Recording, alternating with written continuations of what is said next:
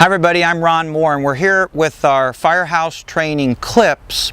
This particular clip talks about electrical system shutdown at vehicle collisions. It used to be raise the hood, find the battery and shut down the battery and you're done. It isn't that way anymore. My training tip is a four-step process. We're going to first locate the battery. Secondly, once we locate the battery, we're going to either disconnect the ground and then the hot cable, or double cut the ground and the hot cables. We're going to take the cables completely off. That's step two. Step three, we're going to pull the plugs. I'll explain that in a moment. Pull the plugs. And then finally, step four, confirm. So here's what I mean. Where are you going to go to locate a battery if you're assigned electrical system shutdown on a crash damaged vehicle? Well, still today, the number one location for batteries is in the engine compartment under the front hood. That doesn't mean it's the only location, that's for sure, and it also doesn't mean if you find a battery here that it's the only battery. But it is still the most common location for a battery. If not under the hood, go to the trunk. If not under the hood and you get to the trunk, go to one fender well or another, maybe under the floor, the carpeting, the matting there in that area, go for the trunk. But where else can you find batteries on cars today? Remember the Chryslers with the battery actually behind this front bumper fascia, kind of right in the crumple zone? How about the GM products with the battery under the rear seat? Other vehicles, the BMW Smart Car, the battery is under the floorboards, under the carpeting at the front passenger's feet. Anyway, locate the battery, step one. Step two, when you find the battery, disconnect it or double cut. Always work with the ground, which is typically the black. Always work with the ground, and when you take away the power, ground and positive. Disconnect ground, disconnect positive. Double cut ground, double cut positive. I want that battery completely isolated, and I don't want any other contact that battery could cause arcs or sparks or shorts or whatever. If you cut a cable on a battery, double cut it. Cut it once, slide down a little bit and chunk it so the two fresh ends just don't have a chance to get back together again.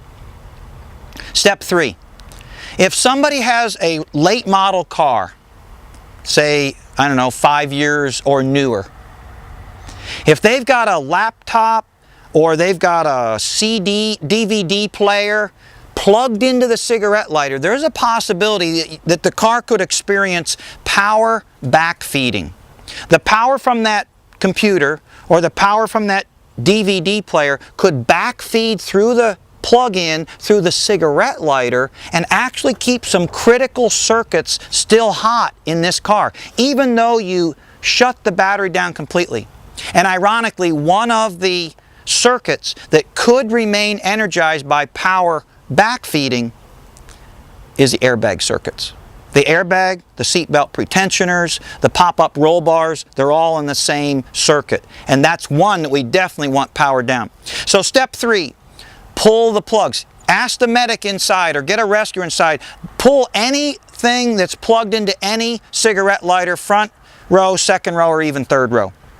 And then step four, it's your responsibility before you come back to me to tell me you've finished your job to confirm that you have power shutdown. If the front door is open, there shouldn't be any dome light. The headlights should be off by now. The radio stopped playing. The windshield wipers, the horn, all of that should have stopped because you did complete the power shutdown process. Now, the other question that comes up on power shutdown is the reason we're doing it is to minimize arcs and sparks throughout the car as we're doing extrication work, but also we're powering down the capacitor in the airbag brain, and it goes under what we typically call drain time. The capacitor loses its juice, loses its power once you've shut the main battery down. Today, automobile, let's go back 5 years again.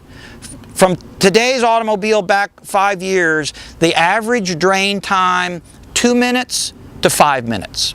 Nothing will start typically until you've actively taken away the power and confirmed shutdown, but between 2 and 5 minutes you should have the airbag brain capacitor completely drained, your drain time.